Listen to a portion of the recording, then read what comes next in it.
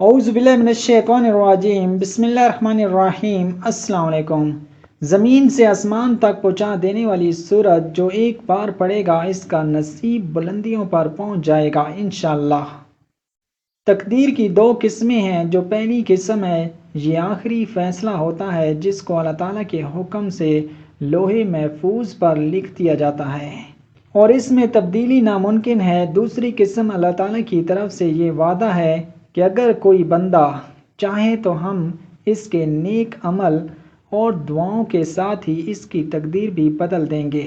سورۃ الرعد میں ارشاد فرمایا، اللہ جسے لکھے ہوئے کو چاہتا ہے مٹا دیتا ہے اور جسے چاہتا ہے ثابت فرما دیتا ہے، اور اسی کے پاس اصلی کتاب یعنی کہ لوح محفوظ میں حضرت عمر رضی اللہ عنہ کے زمانے میں شام میں طاعون کی وبا پھیلی اور اس زمانے میں حضرت عمر رضی اللہ عنہ بھی شام کے سفر پر تھے۔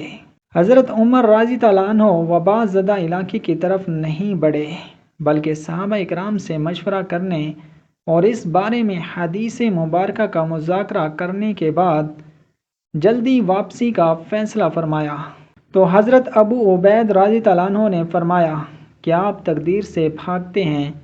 حضرت عمر رضی اللہ عنہ نے اس کے جواب میں ارشاد فرمایا، میں اللہ کی قضا سے اس کی قدرت کی طرف بھاگتا ہوں۔ اسی کی نسبت حدیث میں ارشاد ہوتا ہے، صرف دعا ہی قضا کو ٹالتی ہے اور صرف نیکی ہی عمر میں اضافہ کرتی ہے۔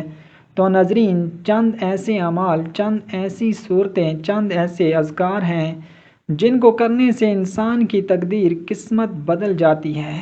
جو لوگ مایوسیوں میں، تاریکیوں میں گھرے ہوئے ہیں، ناکامی کا سامنا بار بار کرنا پڑتا ہے، وہ ہمت نہ ہاریں بلکہ اپنے اللہ پر توکل رکھیں، یقین رکھیں، وہ کام کریں، اذکار پڑھیں، وہ قرآنی صورتیں پڑھیں جو ہمارے پیارے آقا صلی اللہ علیہ وآلہ وسلم کی بتائی ہوئی ہیں، جن کو پڑھنے سے انسان کی تقدیر بدل جاتی ہے۔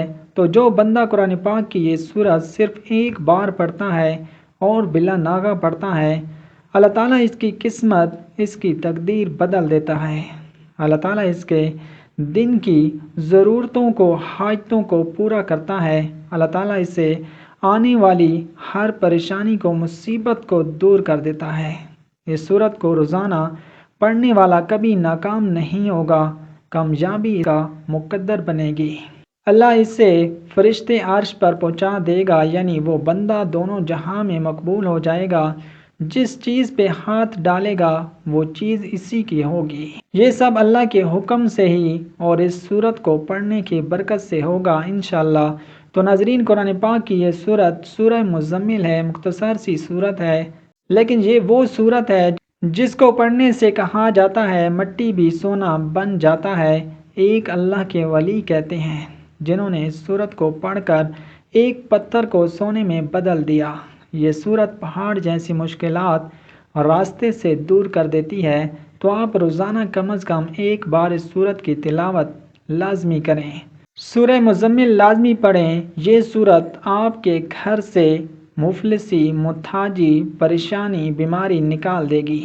جو بندہ روزانہ پڑھتا ہے اللہ پاک اسے بادشاہ بنا دیتا ہے۔ تو آپ یہ عمل لازمی کریں، اس کو شیئر کریں اپنے دوستوں اور رشتہ داروں میں، ویڈیو کو لائک کریں اور ہمارے چینل کو سبسکرائب کریں۔ جزاک اللہ۔